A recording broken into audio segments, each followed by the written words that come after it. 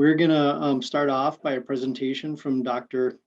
Jeff Marion, who's a recreation ecologist at the Eastern Ecology Science Center of the U.S. Geological Survey.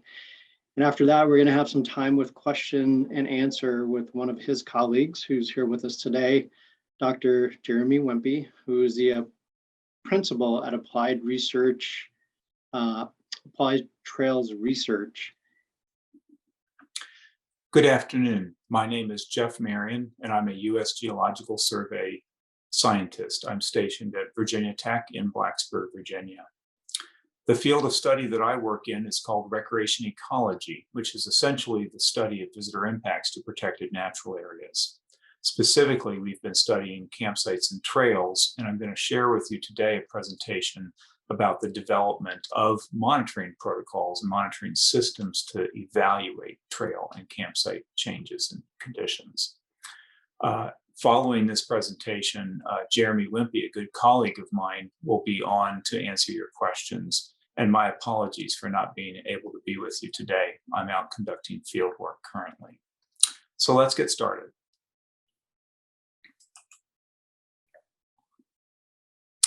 I have two presentation objectives today. The first is to review some steps and guidance for developing visitor impact monitoring programs, again, specifically for trails and campsites. Secondly, to highlight the need and process for evaluating alternative monitoring protocols. So let's first talk about inventory and monitoring definitions. A natural resource inventory essentially is looking at acquiring, managing, and analyzing information about sort of the attributes of campsites and trails. Monitoring data more specifically analyzes the conditions of those trails and campsites, and typically is conducted at various points in times, different monitoring cycles where staff go out, monitor conditions, and then compare those conditions to either baseline data or to the last monitoring cycle. And we use this data to inform decision-making, to evaluate trends in condition, and to set up decision-making frameworks where we evaluate sort of thresholds or standards of conditions to identify what impacts out there that are occurring that might be unacceptable to managers. So I have 7 steps here. We're going to go through each step fairly quickly. The first step, number 1, is to evaluate the need for monitoring programs. And that relates really directly back to the agency and management objectives and legal mandates for areas that are protected. Generally, these mandates are specifying that there will be sort of visitation in these areas, that we must accommodate and make these areas available for visitation, but they also have very strong resource protection mandates, which means we want to protect the natural conditions and processes in perpetuity. The second is to review and document these, the needs that managers have for monitoring data, and enlisting the support of their organizations, their management units, in initiating monitoring and sustaining monitoring over time. So as you're probably familiar, most protected natural areas, whether it be a national park, a wildlife refuge, a national forest, or wilderness areas, which the 4 management agencies, the federal management agencies, manage, all of these areas generally have the same sort of dual mandate, which is to protect and preserve those natural areas, but also to accommodate appropriate types and amounts of visitation. We often see the word unimpaired in these kinds of definitions and mandates. And unimpaired means that we would like to, visit these areas and yet leave them in an unimpaired condition. And unimpaired kind of gets at this concept of what changes that occur out there are unacceptable. And so we'll be focused on that in this talk. The agencies, like the National Park Service, also have management policies, and these policies provide additional guidance to them when they're making decisions about how to accommodate recreational use and visitation, and to evaluate when changes that result from that use are viewed as unacceptable, and that the agencies then need to actively manage either the resources or the visitors to minimize those impacts. In order to do that job, they really need to know what impacts are occurring and how severe are they, and that's where monitoring comes in. So there's a lot of monitoring program capabilities. I'm not going to go through these in detail, but essentially monitoring allows you to identify and quantify the changes that occur in these resources. For example, in our issue today is looking at trails and campsites. So how do trail and campsite conditions change over time? We want to sort of identify those changes, but also evaluate their extent and what factors might influence those changes, because those are the factors that we might then manipulate. So it could be the type of use, the amount of use, or user behavior. It could also be things like soil types, vegetation types, or topography, things like this that don't cause the impacts, but they influence the extent of impact that occurs. We use that data to then, the monitoring data to then inform management about, what are the indicators of concern? What are the standards or thresholds beyond which we want to avoid change? And then if we implement actions, we want to be able to evaluate the efficacy of those actions in bringing those conditions back within those thresholds and standards. And we typically do this in a framework, and the most widely available one now is one that was created by the Interagency Visitor Use Management Council, and it's called Visitor Use Management. Older frameworks like Limits of Acceptable Change and Visitor Experience and Resource Protection have also been used. The diagram on the right illustrates the role that monitoring plays in those decision-making processes, which are essentially adaptive management processes. So we choose these indicators, we set standards or thresholds, we monitor conditions, we compare those conditions to those standards, and then if the standards are exceeded, we have unacceptable change that needs to be mitigated. We need to go out and figure out what can we manipulate to bring change within the standards or below the standards so that we're preserving good conditions out there. And then we implement something to correct those substandard conditions, and then we monitor again to see how well we did. So that's the adaptive management process. So we want to then initiate a monitoring program. There's a number of issues there that can help us do that. First and foremost, I've seen a lot of monitoring programs that were initiated but then not continued. And so it's very important to enlist the organizational support of your management unit and make sure that they're committed at the highest levels to initiating and sustaining this monitoring program. Over essentially perpetuity forever. Sometimes that can be placed into a resource management plan or perhaps a visitor impact monitoring plan that you might develop that describes the need for this monitoring program, describes how the monitoring is going to be conducted, how it will feed decision-making processes, and why it's important to continue it. Also to identify maybe some monitoring questions that you're seeking to answer. A core element of initiating a program is to decide, are you going to do a census of all campsites or trails, or are you going to do a sample? And generally, a representative sample is going to be more efficient and something that you can hopefully continue over time. So consider that pretty carefully. Indicators, what are the indicators that you're going to actually go out there and assess? Again, this is sort of an abbreviated set of the bare minimum of different types of information that we really need to know. And I'll go through some examples of indicators in a minute. But these are measurable physical, ecological, or social variables that you're going to go out. And again, as part of a monitoring cycle, you're going to periodically assess and collect data on. And so they provide a means of restricting the total amount of information that you might collect on campsites. And you could measure 20 different things, but in fact, you probably need to focus on just 2 or 3. You can, in choosing these indicators, you can go out to the scientific literature, the management literature. You can check with other managers to see how they do monitoring, perhaps try to find the best available practices that you can locate and evaluate those. Like with water quality monitoring, we have standardized professional practices or protocols that have been widely adopted, the same standardized practices. We're trying to do that in visitor use management as well. So, trying to adopt similar or identical practices for monitoring sites and trails. You can consult, both the public and get their input. You can, work with volunteers. They might be involved in monitoring. But ultimately applying good management judgment about what kinds of indicators and what kinds of protocols can you sustain over time.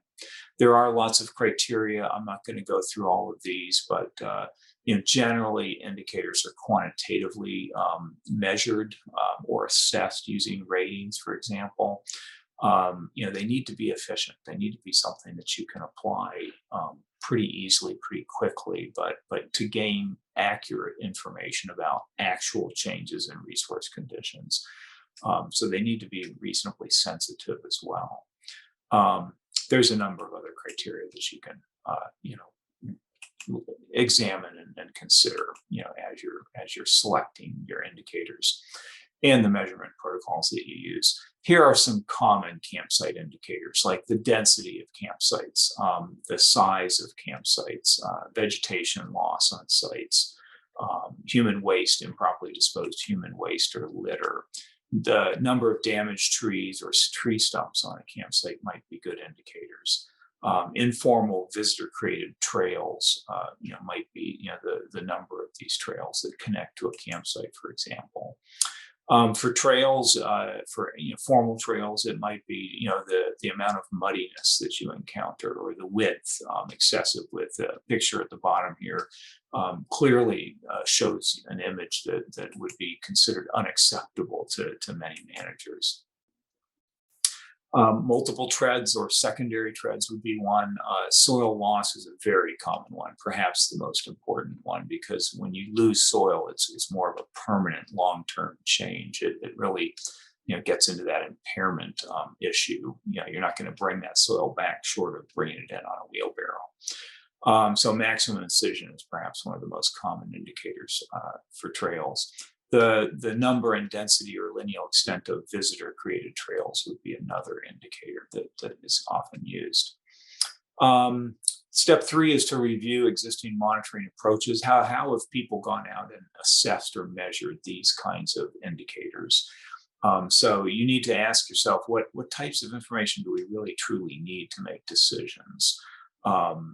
With respect to campsites, how many sites are out there and what percentage should I be monitoring? Like 10%, 20%. Who's going to conduct the monitoring and what is our capability in terms of staffing?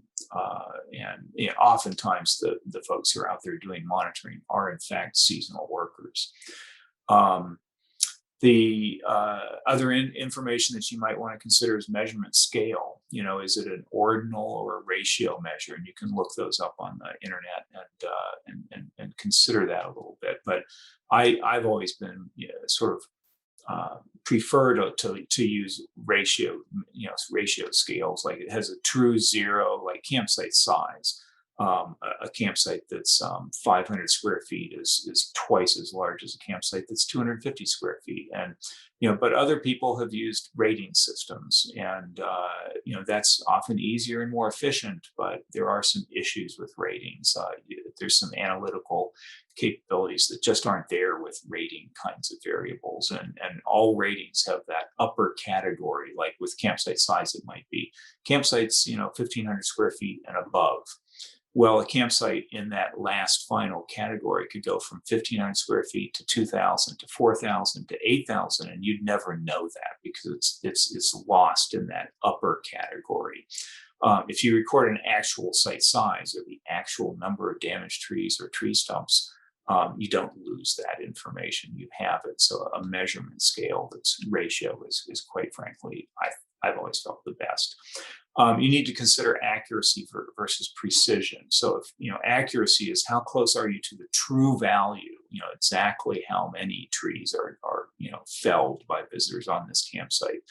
But they could be felled off-site and yet still be done by people who are using the site. And so sometimes an accurate measure isn't always as good as a precise measure. Like you could define campsite boundaries and have 10 people go out and count the same number of stumps. or damaged trees. But if they're searching around in the offsite areas for these things, they're going to be far less accurate and far less precise, and that's not a good thing for monitoring. Sensitivity, how large must a change be before you record it as a change, and to have confidence in the measure that you recorded. In terms of types of approaches for monitoring, there's many different types of methods have been used. Photographic, you can georeference photos and return the same spot and take that photo again and compare photos, but you can't really get very much quantitative information off of those. And so typically we use things like condition class ratings or a rating system, like I mentioned before. For campsite size, it might be 0 to 500 square feet, 500 to 1,000 square feet. And so you just pick the category and the rating that applies to that campsite that you're assessing. Again, measurement procedures where you actually measure the size and then record that size, not a rating. Has always been my preference, but again, I'm a scientist. So developing the monitoring procedures, then once you've seen what's out there, what's available, you need to sort of develop and field test and refine those protocols, those procedures. And so looking for some standardized procedures that are really good. You may have to adapt them a bit to your area to sort of make sure they're calibrated to the range of conditions in your area. So there has to be some field testing involved. Lots of definitions, things like site boundaries. So you might have different kinds of boundaries for a campsite. It might be based on reduced vegetation height. It might be a compositional change in vegetation, or it may be a loss of vegetation cover. And in really dense forests, it could be something like pulverized organic litter or not pulverized, more pristine organic litter. And so these boundaries are judgmental. It's not really quite like, say, dissolved oxygen in a water quality protocol, where you just simply throw a sensor into the water and it gives you dissolved oxygen to nearest hundredth of a decimal. We often use different techniques for measuring these campsites once we've identified their boundaries through judgment. And one common technique is the variable radial transect method, which you see here. It's a fairly accurate and precise method. Somewhat less accurate and precise, but much more efficient method is the geometric figure method, where you superimpose a geometric figure on the shape of the campsite, or more than one geometric figure, and then you measure the necessary dimensions of those figures and ideally do the math back in the office with a calculator. At any rate, you choose the measurement methods. If you're looking at trails, then point sampling is a common method. And I mentioned Jeremy Wimpy is going to be answering questions at the end. That is Jeremy on the right. And he's using a Trimble, and they're assessing trails in Acadia National Park and looking at trail transects and a variety of measures like maximum incision, trail width, and so on and so forth that can be recorded for trails. Once you've developed those procedures, you need to document them. And generally this is done by developing a monitoring manual, and the manual would have verbal descriptions of how you do these procedures. It might have diagrams, might have photos, illustrations, and things that would help to educate and train future monitoring staff, because from one monitoring cycle to another might be 5 or 10 years. The staff is likely going to be different, and so the manual is what transcends time to make sure that the procedures are collected or applied in collecting data the same way. Georeference locations. All monitoring data today is generally georeferenced through by using a GPS unit. In many cases now we're using our phones, and for example, my new phone actually talks to the constellation of satellites for the US, the Russian GLONASS constellation, the European Union, and even the Chinese constellation of satellites. And so my phone gives me very accurate GPS data now. And it can simplify data collection. It also allows you, when you georeference all of your data, to use all the capabilities of GIS, Geographic Information Systems, on your computer for analyzing and presenting the data. Another really big change in monitoring these days is to no longer use paper forms. We're now using, at least in my shop, we're using Fulcrum, which is a phone app that you have to pay an annual fee for it, but it has incredible capabilities to create data entry forms, to do error checking on those forms and the data that you input, making sure you don't have any missing data, making sure you don't have any out of range data and that sort of thing. It directly links photographs that you might take to the forms. And it's using your phone's GPS to collect the georeferenced location where you collect your data. And I'll emphasize that you can be in a very remote place and your phone GPS is still working because it's talking to satellites. You don't have to be in Wi-Fi range or in cell tower range to use a phone app like this. It collects all your data. It syncs immediately to the cloud when you do go back to your office or to a coffee shop and link in, and you just push a sync button, and all that data that you collected, including all of your linked GPS locations and photos, is whisked up to the cloud and saved there permanently. You can download it any time. Step 6, conduct the monitoring field work. There's some issues there that are pretty important. Staffing, as I said, in most cases, we're talking about college kids that are working seasonally. Sometimes it might be full-time employees collecting data, and other times it could even be a trail club volunteer. But I want to emphasize that it's almost always, I will say that it is always better to have a small number of staff doing this work full-time as compared to a large number of staff doing the work, the monitoring assessments, as a collateral duty. In my experience, the collateral duty just doesn't work. They get pulled into too many directions, fighting fires, doing search and rescue, things like that. And the monitoring kind of takes a back seat, doesn't get done well. So small number of staff, full-time is absolutely better. You can do periodic meetings where you compare the data and do quality assurance tests and things like that, comparing different people monitoring the same site or the same trail transect, and then looking at the differences to try to improve both your accuracy and your precision. And finally, the step 7 is develop analysis and reporting procedures. And this is also really important. I can't tell you how many times I've visited parks and forests where they've collected a lot of monitoring data, but not really analyzed it very much, if at all, in some cases. And so, considering how you're going to analyze the data, tasking someone with doing that job, and then conveying that data into usable knowledge that can be acted upon by decision makers is really a critical part of monitoring. And so there's all sorts of things you can do analytically, the listings of the raw data, but you can also do frequency distributions and trend analyses, and you can even do statistical testing to see if changes are really significant, or if it's just a small change that might be from chance alone. Let's see, GIS analyses is also a very powerful method of analyzing your data.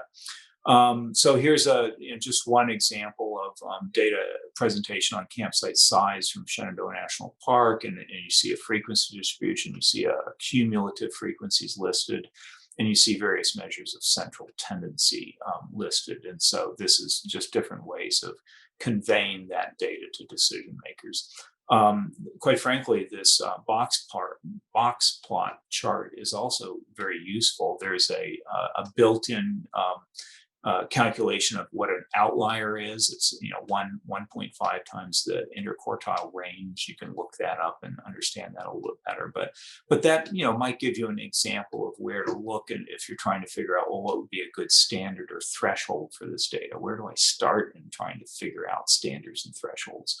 The 90th upper confidence interval might be another place to look. Another place to look might be the fifth percentile, sort of the 5% worst cases, or the 10% percentile. I mean, there's different handles and methods of analyzing data that might help inform at least a place to start in picking what would be a good standard. But ultimately, it's a subjective judgment based on what you consider to be unacceptable conditions. But bottom line, we need to communicate the results of monitoring, both to agency decision makers, but also to the public who are paying our salaries. And hopefully, it won't look like this funny. Some parts of your wilderness area are completely spoiled or irretrievably lost. That's certainly not our objective, to have that presented to the public. We want to achieve our objectives and to both accommodate the appropriate amounts and types of visitation, but also to avoid avoidable impacts and minimize those which are unavoidable. But monitoring and the development of these monitoring systems and their continuing them over the decades is quite integral to any professional effort to monitor and manage the impacts of visitation and to achieve our objectives. And with that, I will conclude the presentation. As I said, Dr. Jeremy Wimpy will be with you now to answer any of your questions. And again, my apologies for not being able to present this live today. But have a great day, and thanks for listening. Thank you all for attending. My name is Jeremy Wimpy. I was actually one of Jeff's graduate students in the early 2000s back at Virginia Tech. And we can continue to collaborate. As I was watching the chat during the presentation there, it looked like the video maybe went away for a few folks, but hopefully most of that came through for most folks. I'm happy to entertain questions from the chat, or if folks want to raise their hand virtually, we can try and go around the horn and answer any questions or have any discussion you'd like to on this topic. I can kick off a question, and Jeremy, I would invite you, and sorry, I was muted before, so I'd invite you to share any additional thoughts beyond what Jeff presented. But what came to mind was his discussion about having a consistent staff do the monitoring, and that seems like an ideal, but in reality, especially as we work with many seasonal workforces, hardly ever do we have the same people necessarily return to a site each, over the years. And so what are your suggestions for adapting to that? Yeah, great topic, Jimmy. And, I think, there's very few even academic studies that have longitudinal data sets that go beyond, an initial data collection and potentially a one monitoring cycle after a management action is taken. Jeff's got a few, I think, Annapolis rocks along the AT in the east here. He's got a couple decades of regular monitoring work that's been done there. But more often than not, my colleagues, including Jeff and others in the university and professional space, are called in, when there's an issue going on. There's a hot topic or a hot visitor use management issue that's flaring up. And we recognize the need to apply the tools and techniques that Jeff talked through in terms of coming up with, what are our key management goals, what are our indicators and standards that we want to evaluate things against.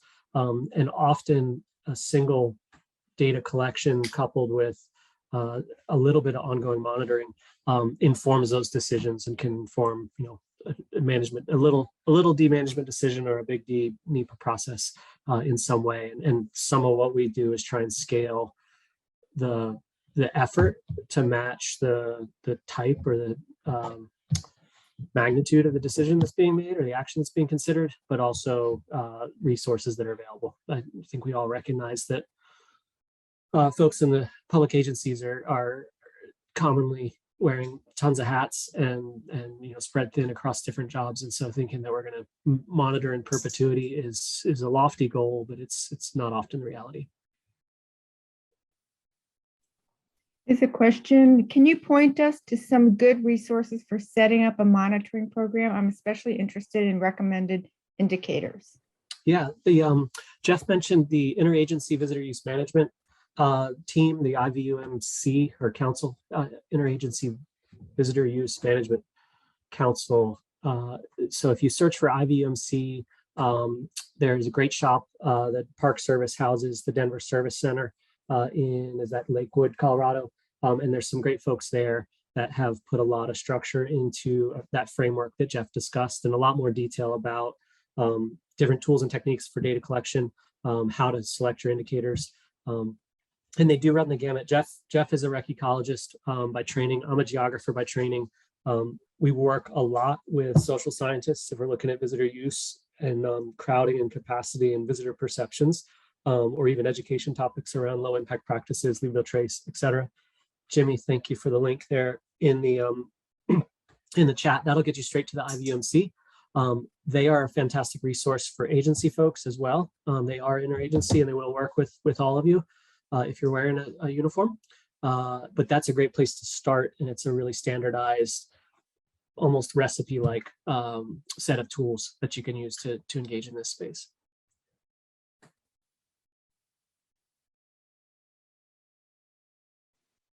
Kara, to expand a little bit more, seeing you're there from the BLM, recommended indicators in the rec ecology space.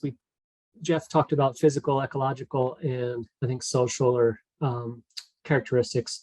But in the strictly rec ecology space, we really look at water. I want to say water, wind. That's not Power Rangers, but one of those cartoons. Water, wildlife, soils, and vegetation. Those are kind of our four.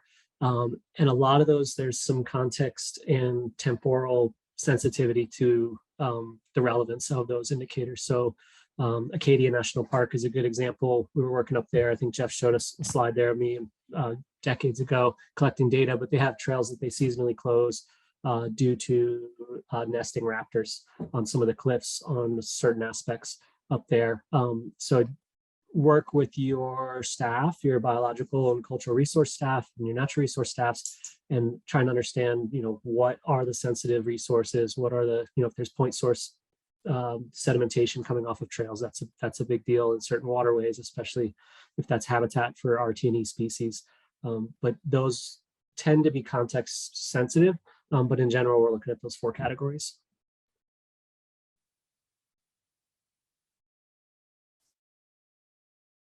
Welcome.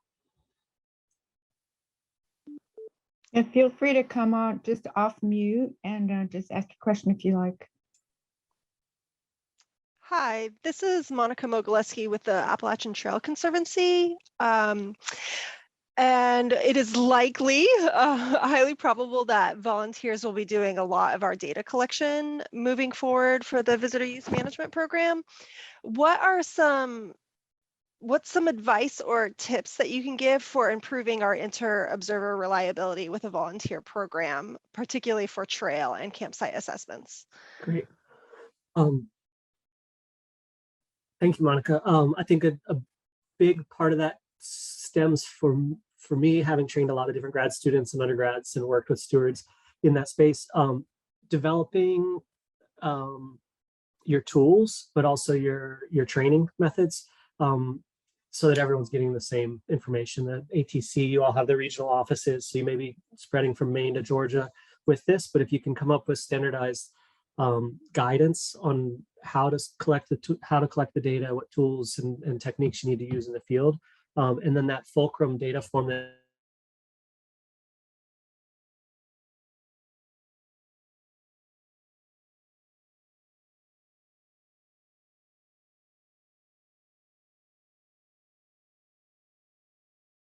Jeff mentioned that we're familiar with the project and the types of data collection, and others not. But you can click on, if you're collecting a campsite condition indicator and you're not quite sure what category to put it in or how you're supposed to be using the instrument to measure, you can click on that and we have the little field guide can pop up. So with the digital tools, moving away from paper, as Jeff mentioned, I think there's a lot of flexibility to make sure that is readily accessible to folks. That will work well with your volunteers that are my age and younger. I know that, smartphones are not everyone's cup of tea, but whatever you're doing, like work to standardize those tools and then replicate it in that digital environment and in your training materials, and try and, I think, train folks at the same time, because you get a lot of dialogue then. Whereas if you train 8 people individually, you might come up with something on your, 7th training that really should have been shared earlier. So doing those in groups really helps with that dialogue and square folks up on how and where to get the information if they have a question while they're in the field.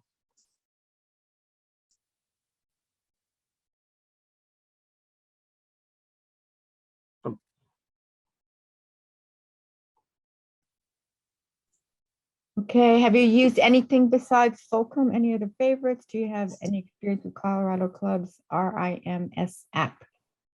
Great, thank you, Morgan. We used to use a lot of different tools.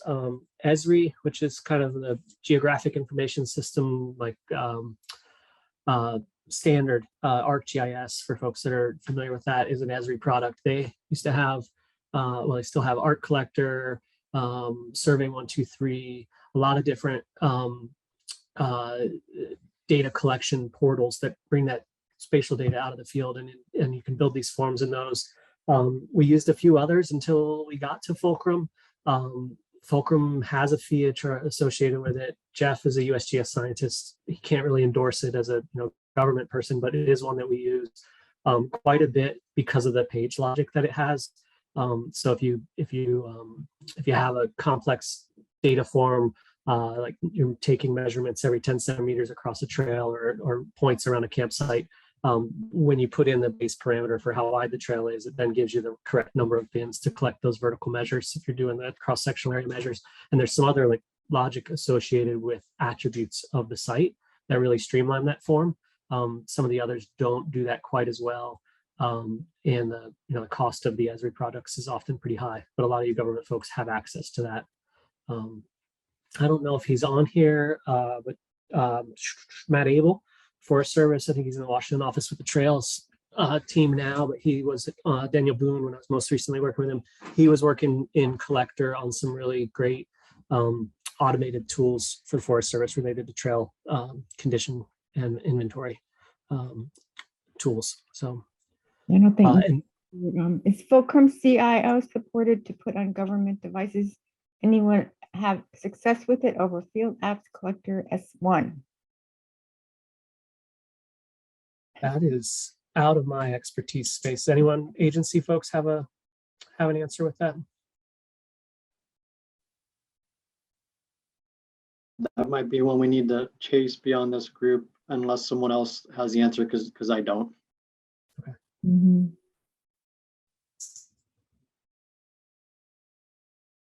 And Morgan had asked about the Colorado RIMS. I think it's the Volunteers for Outdoor Colorado has an app. I don't have much experience with it. I've glanced at it on someone's phone at some point, but I believe you can download it if you want to take a look at what's in that. I don't think they charge for that.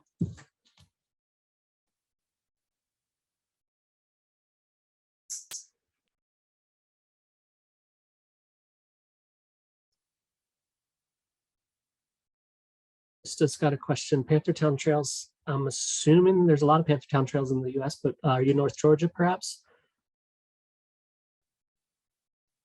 And Krista's chat question, she was asking about trail TMOs and how they're used along with assessments.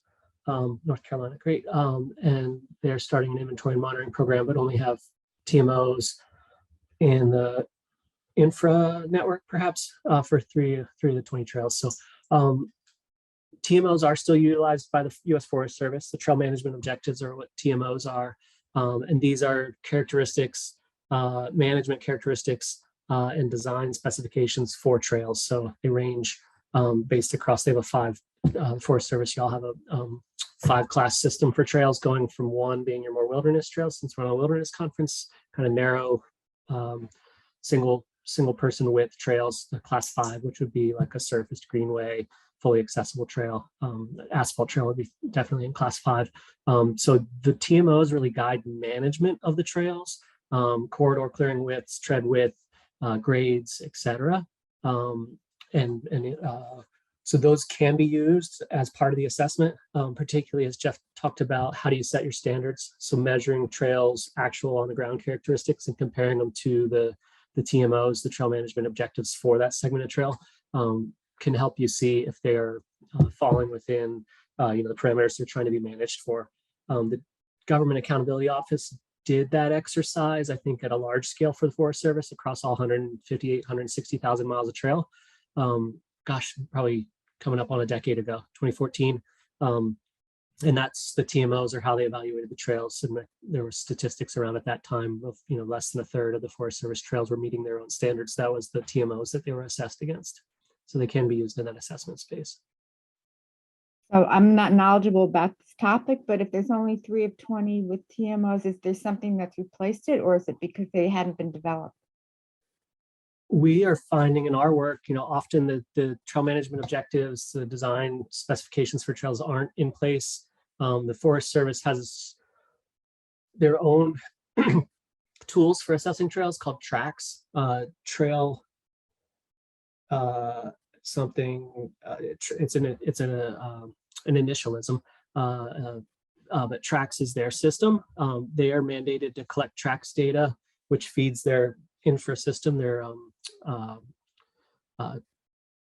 shoot, now I'm going to lose my words. Anyhow, tracks is supposed to happen every 5 years on a forest. They're supposed to, for all trails. So they do about 20, they're supposed to be doing about 20% of their trails per year. So that on a 5-year cycle, they'll hit 100% of the trails on the district or on a forest using that tracks tool, trail assessment and condition survey. Thank you, Jimmy, for throwing the link up for tracks there. In reality, that's not happening. We're not seeing districts and forests hitting that goal with actual on the ground collection of tracks data.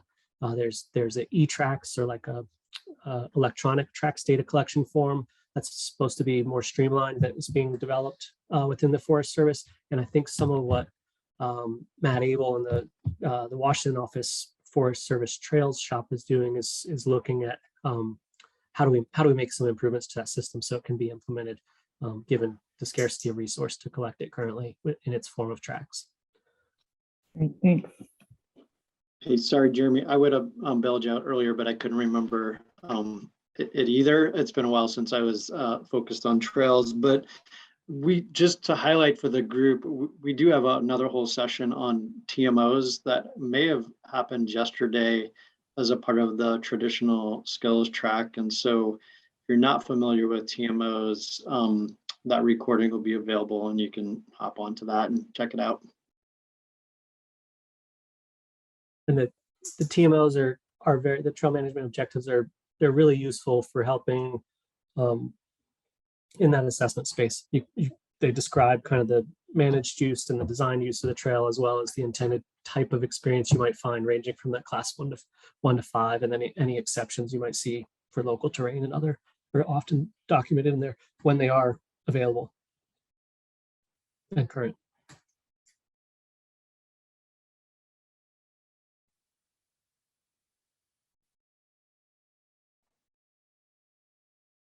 So I have another question for you, Jeremy. When I introduced you, I'm always curious about applied trails research and what kind of work you do there. An invitation to put in a plug, because I'm curious as well. Sure, thanks, Jimmy. So yeah, I wear a couple different hats. One is the principal of applied trails research. It's a very small firm. We mostly partner with academic and non-academic professionals in the visitor use management space. So we do a lot of support work to National Scenic Trails, working with the AT in the past, with Pacific Crest Trail currently, and other managers. I'm on the ground with the National Forest Foundation this week in Michigan. Thank you guys for getting me out of the rain this afternoon. But we do a lot of trail inventory and assessment work and planning. I tell folks I'm a trail builder, but I don't move any dirt in that when I'm wearing the applied trails research hat. So we do planning and permitting, construction management, that type of work across the agencies, public and private lands, down to state agencies and local agencies.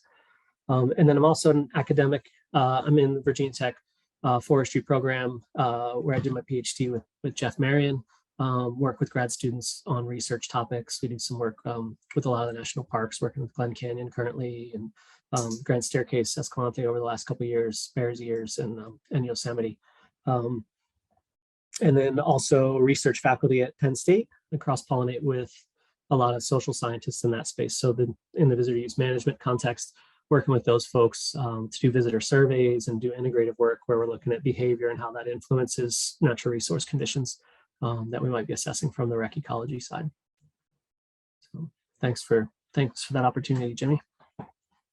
I have an awesome opportunity. I work with Wild and Scenic Rivers in my district, and we have funding to conduct like a baseline inventory of recreation impacts in the 10 river corridors that we have.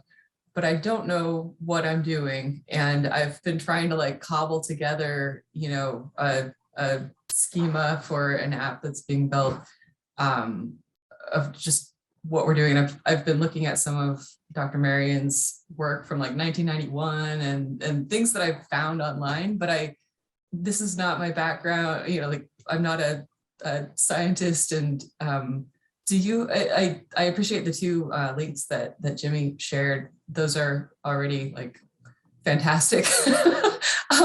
But do you have any advice for somebody who is starting a inventory and monitoring program without really much to go on in their office? Yeah, you know, I think with the wild and scenic river space, Jeff has some studies he did in the past. I think with the New and the Gauley in West Virginia, there's some folks, Bo Shelby out of Oregon State University. I think he's still active. I don't think he's retired yet. He used to work with Doug Whitaker, I think is his name, who's based in Alaska as a consultant. They did a lot of wild and scenic and wilderness along river consulting in the past, and like applied academia space. So those would be two individuals I would definitely reach out to. And then another would be, and she is with the Denver Service Centers, Rachel Collins has a lot of wild and scenic. She worked on the Merced Wild and Scenic River lawsuit stuff for a long time. So if you're in that space, I would go to the Scenic River folks first, and they'll have a lot of lessons learned from their past experience. Thanks a lot. Yep. And then Rachel Rachel Drake from Mount Hood National Forest put a chat here.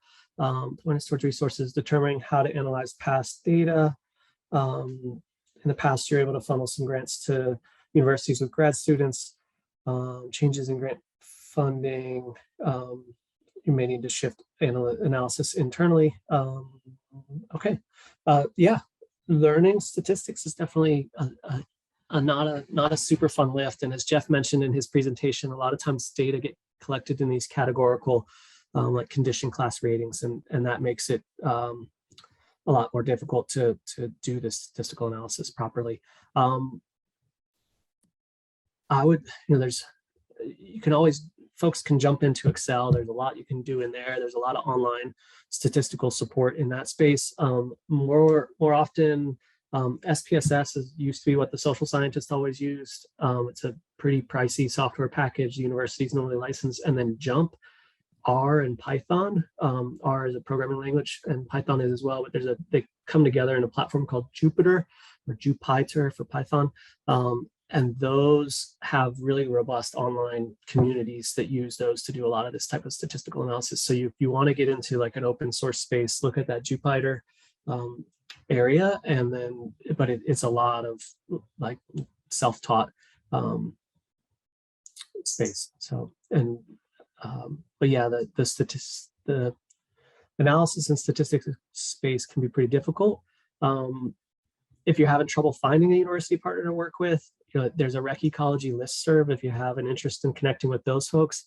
It's run out of NC State by Yufei Long, one of Jeff's grad students from some of those studies in the New and Gauley River in the 90s.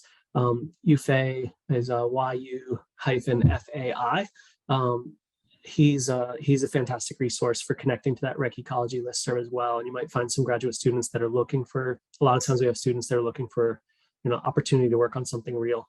And so that may be a way to connect into that circle. So.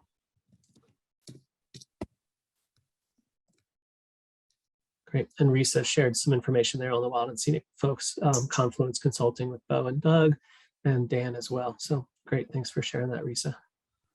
Huge thanks, Jeremy, for joining us today. Glad we could get you out of the rain. Always look forward to spending time with you, and have a great rest of your day.